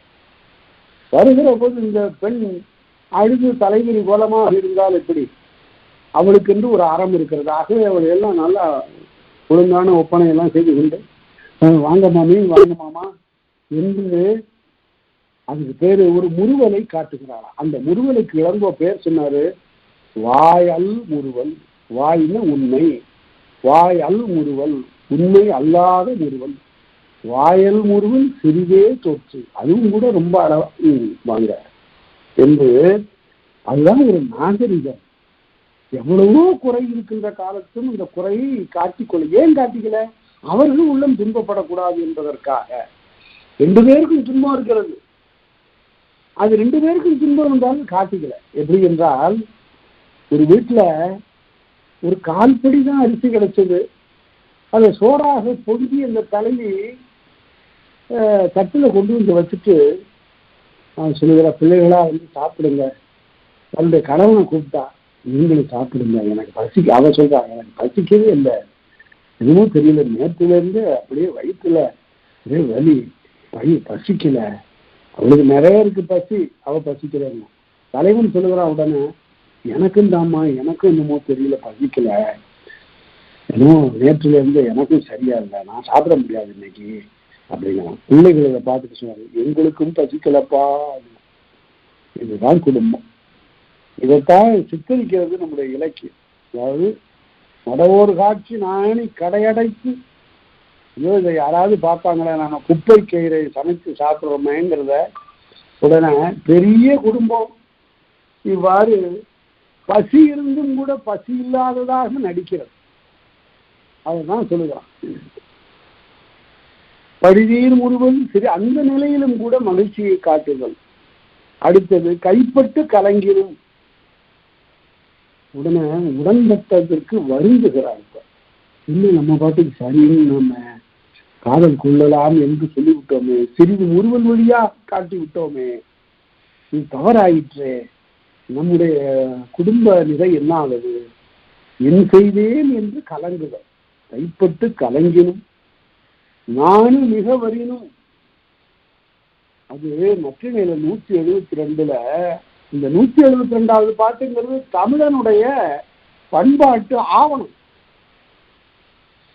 அது தலைவனும் தலைவியோ ஒரு புன்னை மரத்து நிழல்ல நின்று அவன் உடனே காதல் பேச்சு பேச தொடங்கினானா, இருங்க இங்க பேச வேண்டாம், நம்ம அப்பால போயிடுவோம், இங்க நிறைய மர நிழல் இருக்கு, எத்தனையோ மரங்கள் இருக்கு, அங்க போய் பேசலாம், இந்த மரத்து நிழல்ல வேண்டாம். ஏன்னு கேட்டான் அவன். ஒன்றும் இல்லை, நான் குழந்தை பிறந்த போது எங்க அம்மா எனக்கு பால் ஊட்டும் போது இந்த புன்னை விதையை ஊன்றி இந்த மணல்ல நாங்க விளையாடினோம். அதற்கு நெய்தை தீம்பால் இனிது அளிப்ப இந்த பாலில் கொஞ்சம் கொஞ்சம் ஊற்றணும். அது வளர்ந்து அப்படி வருகிற போது எங்க அம்மா சொன்னா, இது உனக்கு தங்கை முறை, உன்னோடு வளர்ந்தது இந்த புன்னை மரம் உன்னுடைய தங்கை என்று சொன்னா. அதனால உடன் பிறந்தவளாகிய இந்த புன்னை நிழல்ல நின்று நாம் காதல் மொழி பேசுவது அறமாகுமா? அதனால அப்பால விடுவோம் வா என்று அந்த 172வது பாடல் பல இடங்களிலும் பேசப்படும். அகிரணை ஒரு மரம், அதை கூட தன்னுடைய நாணத்திற்கு உரியதாக, தன்னுடைய காதலை வெளிப்படுத்த கூடாத இடத்திற்குரியதாக கருதக்கூடிய இந்த நாகரிகத்தை உலகில் வேறு எங்கும் கண்டிருக்க முடியாது. இப்படிப்பட்ட 172வது பாடல் போல ஒரு பாடலை உலக இலக்கியம் எதுவும் படைக்கவில்லை. சரி, அடுத்து இருக்கட்டும்.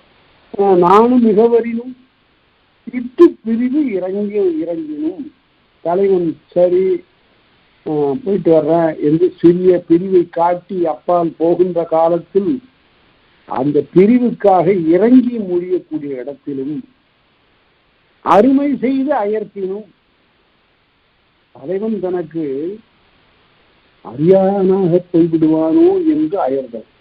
போறான திரும்ப வந்துடுவானா, நம்மை பெண் கேட்டு வருவானா என்று அயர்த்தல்.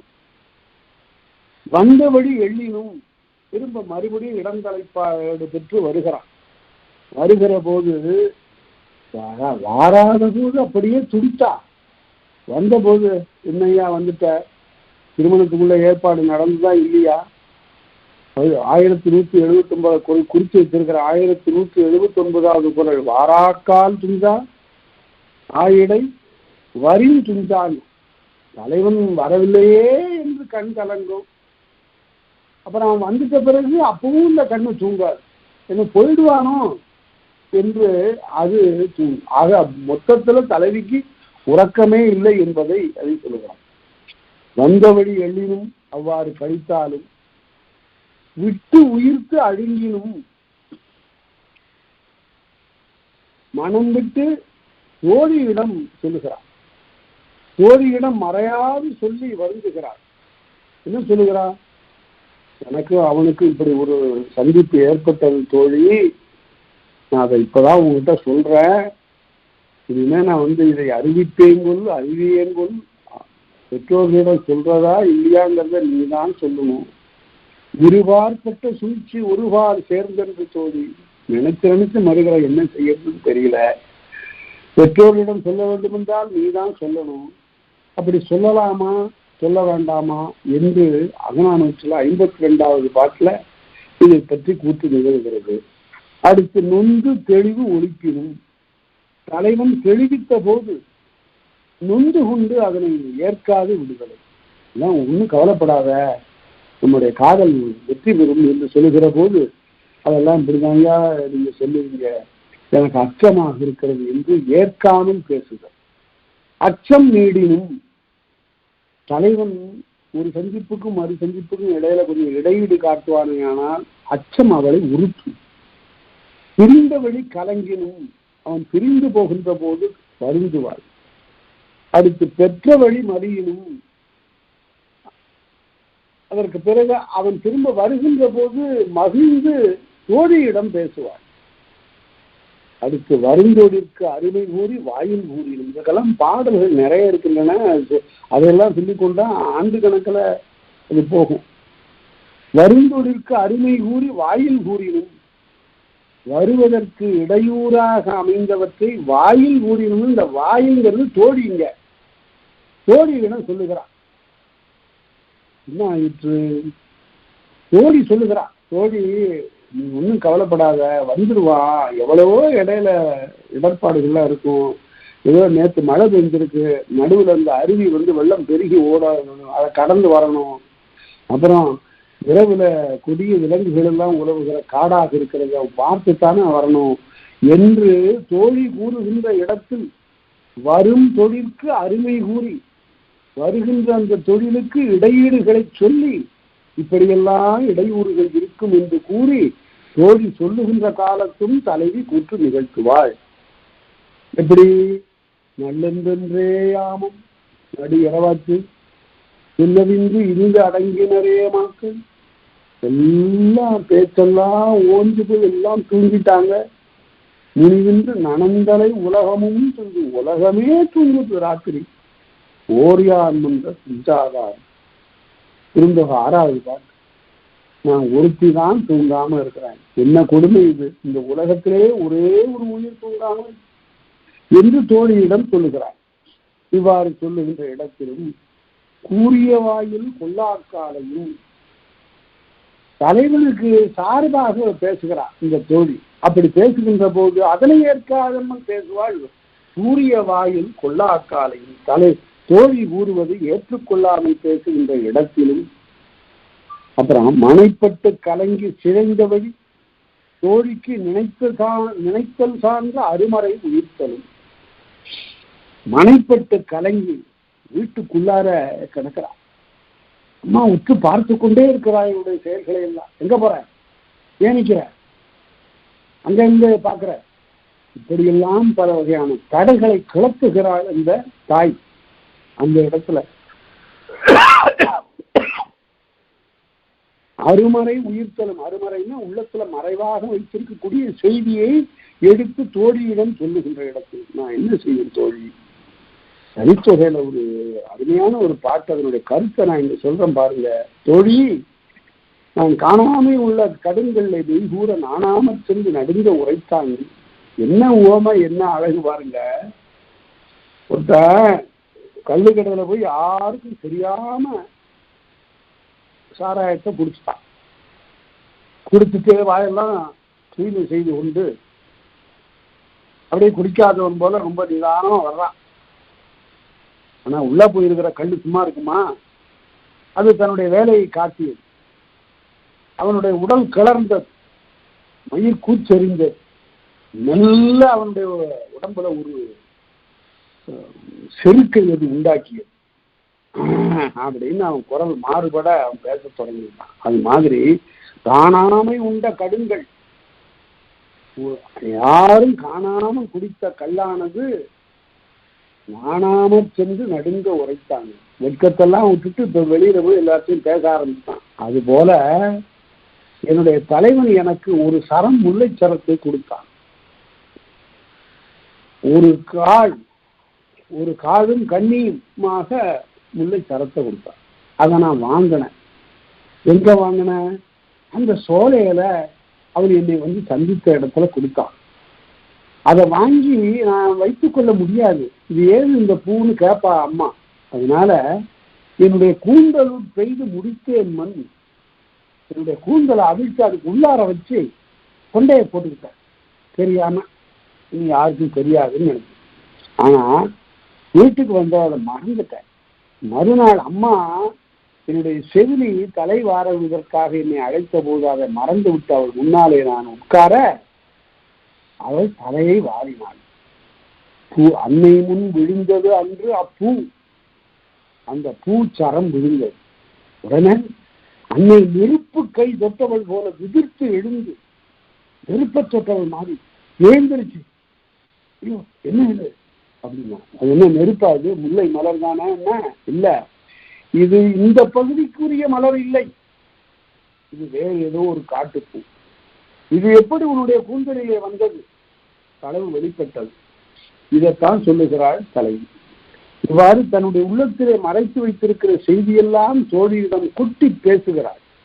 உயிரா காலத்து உயிர்த்தலும் உயிர் செல தலைவனோடு தன் சிறப்பு, அதாவது உயிர் செலங்கிறது அடுத்தபடி. உயிரா காலத்து உயிர்த்தலும் தலைவனோடு தன்னிடத்து ஒருவரும் ஒன்றும் சொல்லாத போதும் கூட தனது ஆற்றாமையால் தானே தோழியிடம் சொல்லி புலம்புகிறார். உயிரா காலத்து, மூச்சு விடாத அந்த காலத்திலும் கூட அடக்கமாக இருக்கின்ற அந்த நிலத்தில் உயிர்த்தல் என்றால் மனத்தை வெளிப்படுத்தி பேசுதல். அப்படி தோழியிடம் பேசுகின்ற காலத்திலும் அவருடைய கூற்று நிகழும். என்ன இப்படி அங்காகுவல்குள் பூங்குடை என்றும் அவல நெஞ்சமோடு உசாவா அவலை மாக்கற்கு இவ்வூரே. அவன் என்ன செய்வா பாவம்? இந்த ஊர் மக்களுக்கு ஏதாவது கொஞ்சமாவது கவலை இருக்குதா? இந்த பெண் ஏன் இப்படி இருக்கிறான்னு யாருமே கேட்க மாட்டேங்கிறாங்களே தோழி, நான் என்ன செய்யறது அப்படின்னு கேட்கிறான். இது குறுந்தொகை 159வது பாட்டு. அது என்ன சொல்லுகிறார்? யாங்காகுவள் கொல் பூங்குழை இன்னும் அவல நெஞ்சமோடு உசாவா. கொஞ்சமாவது கவலைப்படுகிற உள்ளத்தோடு இந்த ஊர் கேட்கணும்ல. என்ன ஒரு பெண் ஒரு மாதிரியா இருக்கிறா, இழைச்சிருக்கிறா, சரியா சாப்பிடுறது இல்லையோ அப்படின்னு கேட்க வேண்டாம். அப்பதானே கொஞ்சம் கொஞ்சமா வெளிப்படும் என்று தன்னுடைய தோழியிடம் அவன் சொல்லுகிறார். அடுத்து உயிர் செல வேற்று வரைவு வரின் அது மாற்றுதற்கு. இந்த நேரத்துல யாரோ அயலார் பெண் கேட்டு வர்றாங்க. அப்ப தோழியிடம் சொல்லுகிறா, யாரோ வர்றாங்களே நம்மளுக்கு தொடர்பு இல்லாதவர்கள், நீ கொஞ்சம் பேசம்மா அப்படின்னு சொல்றான். ரொம்ப அருமையான ஒரு இடம். அக இலக்கியத்தை இப்படித்தான் வளர்த்து கொண்டு போகிறார். அடுத்து வேற்று வரைவு வரி அது மாற்றுதற்கு, அதை மாற்றணும். எப்படி மாற்றுவா? அம்மா உடனே பாக்குறா, சரி நல்ல இடமா இருக்கு. அப்பாவும் சொல்றாரு நல்ல இடமா இருக்கு, நம்முடைய பெண்ணுக்கு இந்த பையனையே இந்த மணமகனையே மனம் முடித்து விடலாம். 10 பொருத்தம் இருக்கு. பிறப்பே குடிமை ஆண்மை ஆண்டோடு உருவு நிறுத்த காம வாயில். பஞ்சாங்கத்தை பார்க்கல, பஞ்சாங்கத்துல இருக்கிற 10 பொருத்தம் இல்லை. பிறப்பே குடிமை ஆண்மை ஆண்டோடு உருவு நிறுத்த காமவாயில் நிறைய அறிவு அடக்கம் அருள் ஆகிய இந்த 10 பண்புகளைத்தான் தொல்காப்பியர் சொல்றார். ஒருவருக்கொருவர் இத்தகைய பொருத்தங்கள் இருக்க வேண்டும்.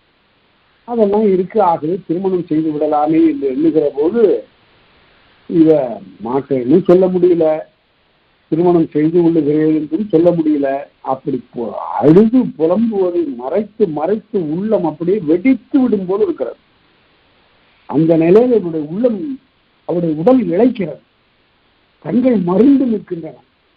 உடனே தாய் நினைத்துக் கொள்கிறாள், பக்கத்துல அங்க தோட்டத்துக்கு போனால, திணைப்புணத்திற்கு போனால ஏதாவது அச்சம் தருகின்ற தெய்வம் இவளை தீண்டி இருக்குமோ, குறி பார்க்கலாமே என்று சொல்லிவிட்டு தெருவில் போன குரத்தியை கூப்பிட்டு, இங்கவா, என் பெண்ணுடைய கையை பார்த்து கடனை சொல்லு, ஒரு வகையா மருந்த மாதிரி இருக்கிறா, ஏதாவது சூடு வேண்டியதோ என்று சொல்லுகிற போது அருமையான ஒரு பாட்டை பாடுகிறான். அகவன் மகளே. அப்பதான் கையாவை நீட்டி இருக்கிறான். யாரு? தலைவி. அவள் குறி சொல்ல வந்த குரத்தி தன்னுடைய மாத்திரை கோலால அந்த கையில அப்படி கோடு போட்டு பார்க்கிறான். அப்படி எல்லாருடைய கண்களும் அந்த கையே பார்த்து கொண்டிருக்கின்றன. தலைவி கையை நீட்டி இருக்கிறார், தாய் அந்த கையை நோக்கி இருக்கிறாள், குரத்தி அதனை குறி சொல்வதற்காக பார்த்திருக்கிறாள். அப்போது தலைவி மெல்ல நிமிர்ந்து தோழியை பார்க்கிறார், தோழி தலைவியை பார்க்கிறார். தலைவி தன்னுடைய கண்ணினாலே என்ன சொல்லுகிறாள் என்றால், சொல்லி தொலை, குறி வேண்டாம்னு சொல்லு, நிகழ்வதை சொல்லு அப்படின்னு சொல்றேன் அப்படின்னு அவளுக்கு அச்சம். தாயிட்ட அவளுக்கும் ரொம்ப அச்சம். சரி, சொல்ல வேண்டிய கட்டம் வந்துருச்சு. எப்படி சொல்றது?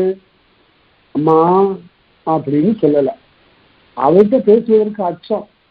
அதனால அகவன் மகளே, அகவன் மகளே, அகவல் மகள்ங்கிறது அகவன் மகளே நினைச்சு கூவாத, பாட்டுக்கு ஏதாவது பேசாத, அகவல் மகளே, அகவல் மகளே அப்படின்னு சொல்லு,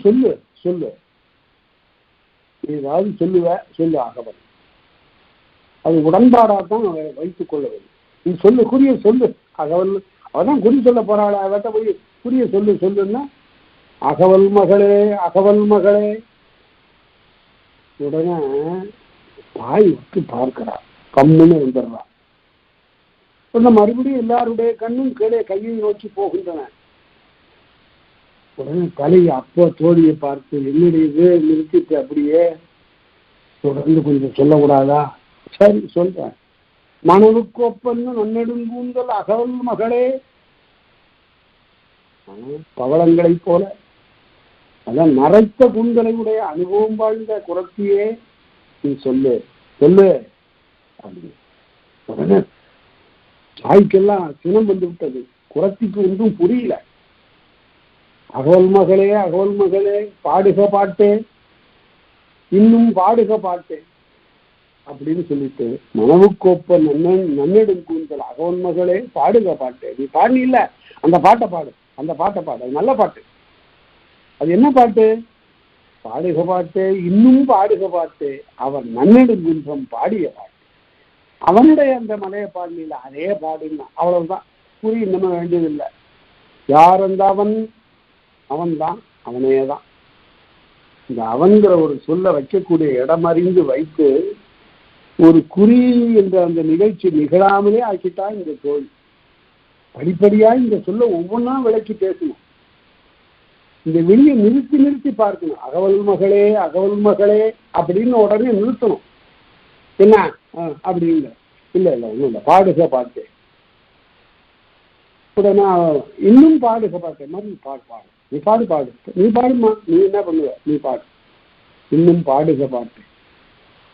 மனவுக்கோப்பன்னு நன்னெடும் கூந்தல் அகவன் மகளே பாடுக பாட்டு, இன்னும் பாடுக பாட்டு. அவர் நன்னெடுங்குன்றம் பாடிய பாட்டு. அவருங்கிற சொல்லு வந்த உடனே தாய்க்கு தெரிந்து போய்விட்டது. இதில் நம்ம எல்லாமும் யாரோ ஒரு அவர் சம்பந்தப்பட்டிருக்கிறார். இந்த இடத்துல என்ன மரியாதை? அவன் என்று சொல்லுவதாலும் வழக்கு, அவர் என்று சொன்னதுனால அது யாரோ வழியில போறவன் வர்றவன் இல்லை, நம்மால் மதிக்கத்தக்கவன், இப்பெண்ணுக்கு துணையாகக்கூடியவன் என்று அதனை உணர்த்துவதாக அமைந்தது அந்த குறுந்தொகை பாட்டு. அதுதான் இவ்வாறெல்லாம் காட்டுதல். நெறிப்படு நாட்டத்து நிகழ்ந்தவை மறைப்பின் தோழியினாலே தலைவனை கண்டிக்கக்கூடிய தோழியர் கூட்டம். அதை எல்லாரும் தோழியை அதுக்கு முன்னால தலைவர் தோழிக்கிட்டே சொல்லல, நாங்க 2 பேரும் இப்படி உனக்கும் கூட தெரியாது சந்தித்தோம் என்று சொல்லாம அவள் பாட்டுக்கு இருக்கிறா. அப்பதான் தோழி பாக்குறா, என்ன இவ நம்ம கிட்ட மிந்தி மாதிரி இல்ல, இவ வேறு வகையாக இருக்கிறாளே, இவருடைய பார்வையே சரியாக இல்லையேன்னு சொல்லிட்டு மெல்ல அவளுடைய கண்ணை பார்த்து ஆராய்கிறாள், அவளுடைய உடம்பை பார்க்கிறாள். நெறிப்படு நாட்டத்து, நாட்டம் என்றால் ஆராய்தல், நெறிப்படு நாட்டத்து நிகழ்ந்தவை மறைப்பினும். தோழி அப்படி ஆராய்கின்ற காலத்து அவற்றையெல்லாம் மறைக்கிறான். கண் சிவப்பு, நேற்று ஆத்துல ரொம்ப நீண்ட நேரம் குடிச்சோம்ல, அதனால கண் சிவந்திருக்கு. நீ என்ன அப்படி பாக்குற? இதுல உடம்பு இழைச்சிருக்குன்னு பாக்குறியா? அது கொஞ்ச நாளாவே நான் இரவுல தூங்கல. இல்லை, ஏன் தூங்கல?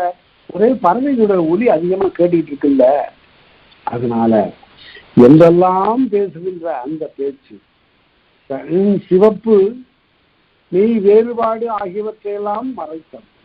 அடுத்தது 23 பொறியின் யாத்த புணர்ச்சி நோக்கி ஒருமை கேண்மையின் உருகுறை தெளிந்தோள் அருமை சார்ந்த 4 வகையில் பெருமை சார்ந்த இயல்பின் கண்ணும்.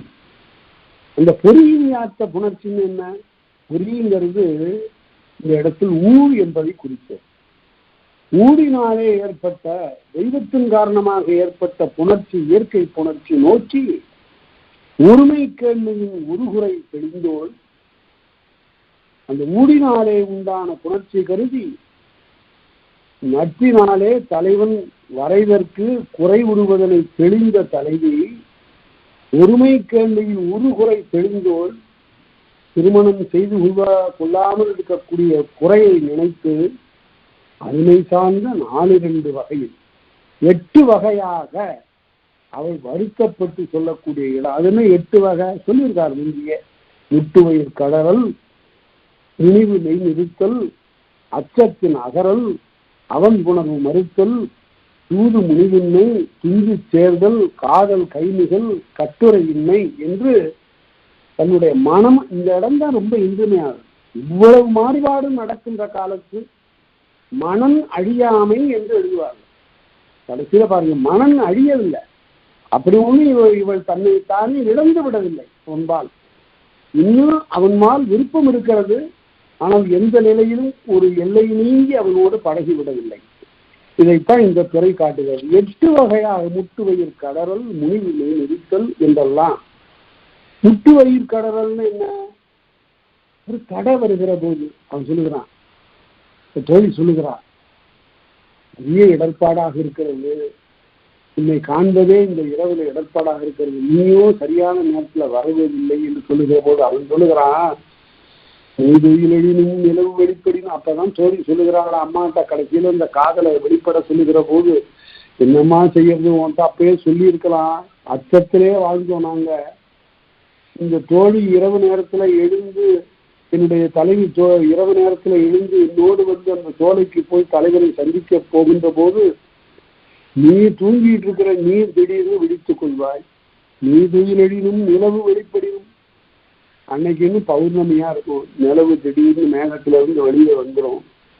யார் அது அயலான் ஒருத்தன் வர்றான்னு காவலர்கள் வருவாங்க. நீ துயிலெழினும் நிலவு வெளிப்படினும் காவலர் வரினும். காவலர்கள் வந்து யாரிப்பா அது, எந்த ஊருக்காரன் அப்படின்னு கேட்கலாம். காவலர் வரினும் கதநாய் குறைக்கணும், தெருவில் கட்டப்படாமல் விட்டிருக்கக்கூடிய நாய்கள் குறைத்தாலும் தான் அகப்பட்டுக் கொள்வோமே என்ற அச்சத்தோடு அவன் வருவான். இப்படித்தான் இந்த காதல் நடந்திருக்கிறது என்று தோழி குறிந்து பாட்டுல தாயிடம் சொல்லுவார். அது மாதிரி பொறியின் இதெல்லாம் ஊழால ஏற்பட்டது, இதற்கு இப்படிப்பட்ட தடைகள்லாம் வரும், அச்சம் இருக்கும். பிறகு இருந்தாலும் அவன் புணர்வு மறுத்தல், அவனோடு சேர்வதற்கு மறுத்து நிற்பாள். இப்படிப்பட்ட 8 வகையான தடைகள். அதற்கு பிறகு கைமிகள் என்றால் இவ்வளவு நிலையில அன்பு மிகுதல். பொய்தலை எடுத்த மடலின்கண்ணும் ஒரு இடம் சொல்ல, பொய்தலை எடுத்த நான் மடலேறுவேன் என்று அவன் சொல்றான். பாரு இப்படி எல்லாம் இன்னும் சரியா வரலன்னா, நான் இந்த ஊராரறி இவளை காதலித்தேன் என்று மடலேறே போகிறேன் என்று அவன் சொன்னா குறியிடம் அவள் செல்ல மாட்டாள்.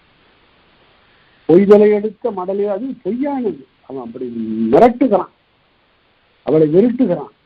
கையிறு தோடி கண்ணீர் துடைப்பினும், தோடி கண்ணீரை துடைக்கின்ற காலத்திலும் அப்போதும் அவள் குறியிடத்திற்கு போக மாட்டாள். வெறியாற்றிடத்து வெறிவின் வெண்ணும், நான் சொன்னது போல அகவன் மகளை வெறியாடுவதற்காக நடக்கின்ற முயற்சி, குறி கேட்கக்கூடிய முயற்சி, இதெல்லாம் நடக்கின்ற போதும் தலை இவ்வாறு கூற்று நிகழ்த்துவாள். குறியின் ஒப்புமை மருடற்கண்ணும், தலைவன் செய்த குறியிடத்து வேறொன்றால் மருடுதல். குளத்துல சரியாக இரவு இன்றைக்கு நடு யாமத்துல நான் ஒரு கல்லை போடுவேன், அந்த சத்தம் கேட்டவுன்னா நான் வந்துட்டேன்னு தெரிஞ்சுதான் நான். ஆனால் கல் விடுவதற்கு பதில் பக்கத்திலே கரையிலே இருந்த மாமரத்துல இருந்து ஒரு பழம் விழுந்தது, தந்துட்டான்னு நினைச்சுவாங்க. அல்லகுறின்னு பேர் இருக்கு. அல்லகுறிப்பட்டு மருளுதல், தலைவன் செய்த குறியின் ஒப்புமை மருடற்கல்வி. வரைவு தலைவரினும், ஆக மனம் ஏற்பாடாகிவிட்டது, வரைவு முற்றி அவ்வரைவிற்கு அவனும் இசைந்தான் என்ற நிலையிலும். களவு அறிவுறினும், ஊராரறிய களவு வெளிப்பட்டாலும் அமர் தற்காத்த காரணம் அறிஞ்சினும். உறவினர்கள் பெற்றோர்கள் அவளை வீட்டை விட்டு வெளியே விடாது அகப்படுத்தி வைக்கக்கூடிய அந்த காலத்திலும் தன் குறி தள்ளிய பெருளாக்காலை வந்தவன் பெயர்த்த வருங்களம் நோக்கி தன் பிழைப்பாக தழி தேறினும். அவ்வாறு தன்குறி தள்ளிய பெருளாக்காலை, வீட்டுல இவ்வளவு சிறை வச்சாச்சு, வந்தவன் பெயர்ந்த வருங்களம், அவன் வந்து பாக்குறான் காணுமேன்னு, வருங்களம் காலியா இருக்கு இந்த இடம், இந்த நிலைக்கு தானே வருவேன்னு சொல்லியிருக்கிறா வரலையே என்று நோக்கி தன் பிழைப்பாக தழி தேறினும். இந்த மாதிரி பிழை நேர்ந்து விட்டதே, என்னால் நேர்ந்ததே என்று சொல்லி வருந்துகின்ற காலத்திலும் கூற்று நிகழும் என்று அருமையான ஒரு இடம் அது. அகநானூற்றி 72வது பாட்டுல வாழ் நடந்தன்ன வழக்கறின் கவலை, வாழ் நடந்தன்னு போர் நடந்தது போன்ற ஒரு இடம், அவ்வளவு குழம்பி கிடக்க ஒரு இடம். அந்த இடத்துல உள்ளுவருக்கும் கல்லடர்ச்சி நெறி நினைத்தாலே நடுங்குது. இப்படிப்பட்ட ஒரு வழியில போய் நடந்து போறதா, மேடும் பள்ளமும் கல்லும் முள்ளுமா கிடக்கு, அவற்றையெல்லாம் கடந்து அறிவுரி நெஞ்சமோடு இவளுக்கு அருள் செய்ய வேண்டும் என்ற உள்ளத்தோடு எஃகு துணையாக ஒரு கையிலே ஒரு வேலை ஏந்தி கொண்டு வந்தோன் கொடியதும் அல்ல, அவன் தவறுடையதும் இல்லை, தந்த நீ தவறுடையும் அல்ல, நீ அவனுக்கு உட்பட்ட நீயும் தவறு செய்யவில்லை, நீவையும் ஆனா அரும்பட செய்த யானே தோழி தவறுகள். உனக்கு துன்பத்தை தந்த நான் தான் தவறுடையேன் என்று தோழியிடம் சொல்லுகின்ற காலத்தில் பேசுவதாக அகநானூறு 72வது பாட்டு சொல்லுது. இப்படி பார்த்தா 3 பேர்கிட்ட தான் இந்த நாடகமே நடக்குது. தலைவன், தலைவி, தோழி. இந்த 3 பேருக்கு இடையில இந்த நாடகம் இடையராது நடந்து கொண்டிருக்கிறது. இது ஒரு அருமையான அகத்தனை நாடகம். வலுவின்றி நிலையை ஏற்படு பொருளினும் தலைவனை குற்றமற்றவன் என்று நிலைநிறுத்தும் நோக்கிலே சொல்லுவது. எந்த நிலையும் விட்டு கொடுக்காமல் பேசுகிறார். பொழுதும் ஆறும் குறைவது அன்மையும் அந்த அறிவு தரை வந்த சிதைவின்களும் பொழுது சரியா இல்லை, வருகின்ற வழி சரியாக இல்லை என்றெல்லாம் வரக்கூடிய இடர்பாடுகளை எல்லாம் கருதி தனக்கு இருக்கக்கூடிய உரிமையை புலப்பட தலைவனிடம் பேசுவார்.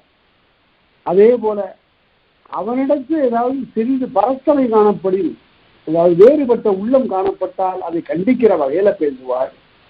காமம் சிறப்பினும், தலைமையினிடத்து காமம் மிகுதியாக தோன்றிய இடத்திலும், அவன் அழி சிறப்பினும், அவனுடைய அன்பு சிறந்த இடத்திலும், ஏமம் சார்ந்த உவகை கண்ணும், மிக்க உவகை அடைகின்ற காலத்திலும், தன்மையின் உரிமையும், தன்னுடைய உரிமையை வந்து பேசலாம். இந்த இடம் தான் ரொம்ப இனிமையானது. என்னவென்றால், எப்போது காதலிக்க தொடங்கிவிட்டாலோ இயற்கை புணர்ச்சியை அவர் பேசாமல் இருக்கிறார். இடந்தலை பாட்டில் நான் சிலப்பதிகாரத்தில் சொன்னது போல சிறிதே பேசுகிறார். இடந்தலை பாட்டிற்கு பிறகு வரைவு என்று வரக்கூடிய காலத்தில் முழு உரிமை தோன்ற அவதான் பேசுகிறான், அவன் பேசல. அவன் அடக்கமாக இருந்தவள் இப்போது உரிமை தோன்ற பேசுகிறான். அதுதான் அந்த நூற்பாடு. தன்மையின் உரிமையும் அவன் வயிறு பரத்தமை. இந்த இடத்துல நன்றாக நாம் தெரிந்து கொள்ள வேண்டும். இந்த தலைவன் பரத்தமை என்று சொல்லுகிறார்களே, இது என்ன இந்த நிகழ்ச்சி என்பதை நுணுக்கமாக ஆராய்ந்து பார்க்காமல் எழுதுகின்ற கட்டுரைகளும் ஆராய்ச்சிகளும் பிழையானவை என்று நீங்கள் தெரிந்து கொள்ளுங்கள். ஏன்னு கேட்டா, பரத்தைன்னு சொன்ன என்ன, ஒவ்வொரு தலைவனும் வேறு ஒருத்தி மனைவி இல்லாத வேறு ஒருத்தியோடு சேர்ந்திருந்தான் என்றா பொருள் அல்லவே அல்ல. அப்படியெல்லாம் இல்லை. இது ஒரே வழி யாரோ ஒருவன் தன்னுடைய வீட்டை விட்டு ஏதோ சில காரணங்களால் பிரிந்து வேறொருத்தி சென்று சேர்ந்தான். அது அவனுடைய குறை. குறை என்றே இலக்கியம் பேசுகிறது. அது ஒழுக்க குறைபாடு என்றே இலக்கியம் அறிவுறுத்த தயங்கவே இல்லை. அப்படி அவன் வேறொருத்தியோடு சேர்ந்தான் என்பது வீடுதோறும் நிகழவில்லை, ஊர்தோறும் நிகழவில்லை. யாரோ ஒருவன் அப்படி இருந்தான். அதை பற்றி சொல்லுகிற போது அவ்வாறு இருந்தவரை பற்றி திருவள்ளுவர் சொல்றாரு. அப்ப தலைவி சொல்றா, நீ வேற யாரையோ நினைச்சிட்டு இருக்கிற, வேற யாரையோடய உனக்கு உறவு இருக்கு அப்படின்னு எல்லாம் பேசுறாள. அப்ப இருக்குன்னு தானே பொருள். அப்படின்னா திருவள்ளுவரை போல அதனை தெளிவுபடுத்தியவர்கள் வேறு யாரும் இல்லை. இல்லை தவறு அவர்க்காயினும் ஊடுதல் வல்லது அவரை அழிக்குமாறுனார். அவன் ரொம்ப ஒழுக்க சீலன், அவன் நேர்மையானான், அவன்கிட்ட பிழையே இல்லை, நடத்தல அவனை போல யாரும் கிடையாது. அப்படிப்பட்டவனையும் கொஞ்சம் ஐயப்படுமாறு பேசுதல் எதற்காக என்றால், தலைவி கற்பனை செய்து கொண்டு சில உறவுகளை அவன்பால் கற்பித்து பேசுதல் எதற்காக என்றால், வல்லது அவர் அளிக்குமாறு, இன்னும் அந்த அன்பு அதிகமாக இருக்க வேண்டும் என்பதற்காக என்று திருவள்ளுவர் மாதிரி ஒரு உளவியல் அறிந்த ஒரு இருப்பார். அதனால்தான் நான் சொல்லுவது, அறத்துப்பால அறவோராக இருந்த அறத்துப்பால் எழுதினார், பொருட்பால்ல பொருளியல் தேர்ந்த அறிஞராக இருந்து எழுதினார், காமத்துப்பால்ல கவிஞனாகவும் காதல் தலைவனாகவும் அவர் மாறிவிட்டார். அதுதான் பார்க்கிறோம். இந்த அறத்துப்பால்ல யாம் அறிந்தவற்றும்பார், பொருட்பால்லையும் இப்படி பேசுவார். ஆனா காமத்துப்பால்ல யாங்கிற சொல்லே வராது. தலைவன் பேசுவான், தலைவி பேசுவார். அதுதான் சங்க நெறி. அப்படியே காட்டுவதுதான் இலக்கியம். தன்னை கொண்டு வந்து முன்னிறுத்திக் கொள்ள மாட்டார். நான் கண்ட காதலர்களுக்குள்னு அவர் எங்கேயும் பேசல. அவர் ஏமம் சான்ற உவகைக்குன்னும் தன்மையின் உரிமையும் அவன்மையும் பரத்தனையும் தோன்ற கூறும் என்று சொல்லி முடித்தார்.